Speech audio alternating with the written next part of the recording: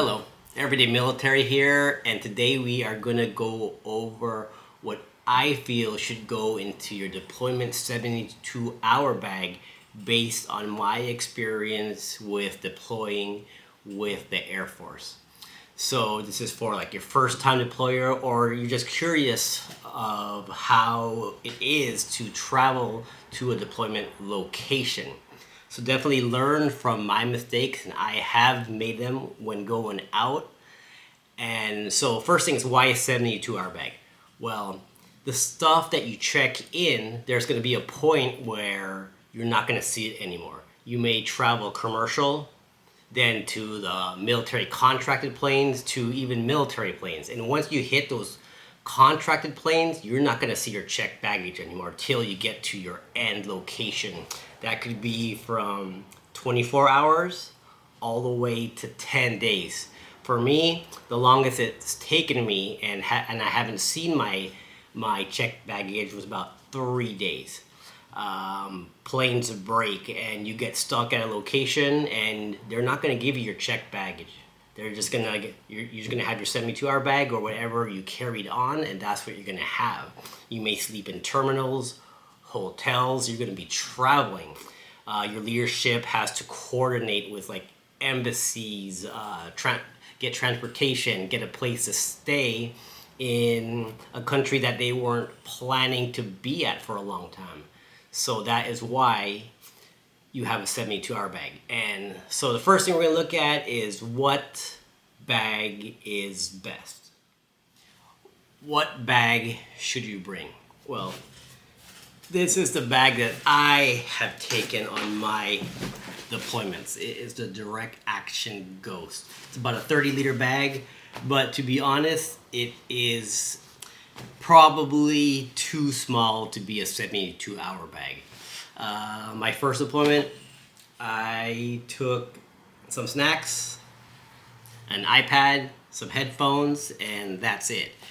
We got stuck in Europe because the plane broke down, and we had to stay in the terminal for many hours. Then finally we got transportation to a hotel, and I didn't have anything to sleep in or a toothbrush. So what I did was I just took off my uniform top, my boots, and crawled in the corner and went to sleep. So, but I got to my deployed location. But if I had more stuff, it would have been an easier trip for me. Or you could go with my daily pack, which is a 55-liter pack. This is the 511 Rush 72. It's 55 liters. It's pretty big, and it'll be heavy if fully packed. So it has to be easily carried, because something that we learned in the military is hurry up and wait. So you could be bored for hours just sitting there, and suddenly it's time to go. Get up, hurry up, get to the next location, plane, bus, anything.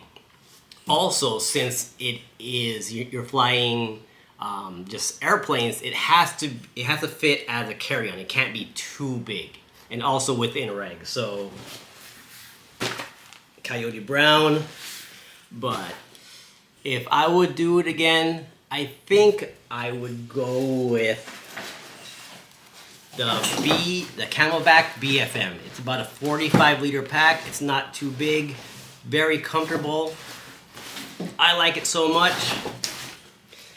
Since we can't use this color anymore, I got another one in black.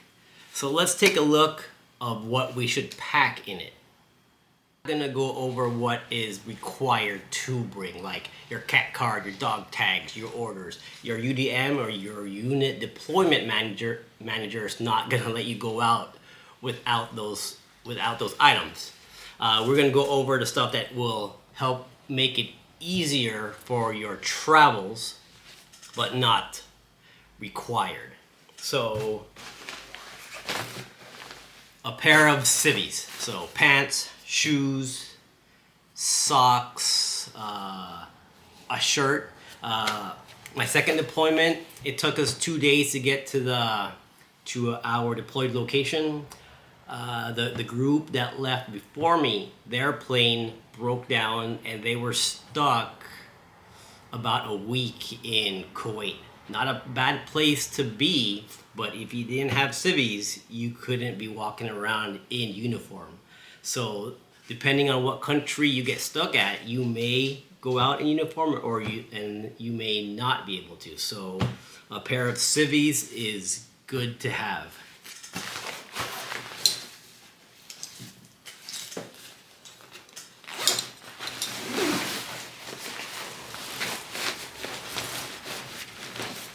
Also, underwear. Something to keep you entertained. So, iPad, headphones,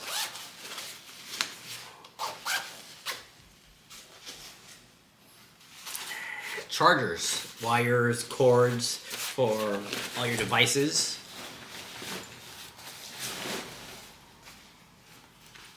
Inflatable pillow, because you just never know where you're going to be sleeping. Could just be the airport terminal for a while. Definitely an extra shirt and socks, uniform shirt and socks, because that, gets stale pretty fast. Water bottle, empty one, you can just always fill it up. Some snacks is always good. Toiletries.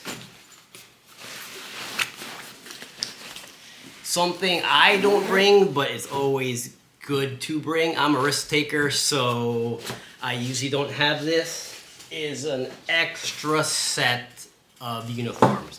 So you're flying commercial, contracted planes, there's a good chance that your checked baggage gets lost. So maybe be a good idea to have a set of extra set of uniforms on you, so in case your stuff does get lost, you will have this with you. I usually don't, but it's probably smart to have.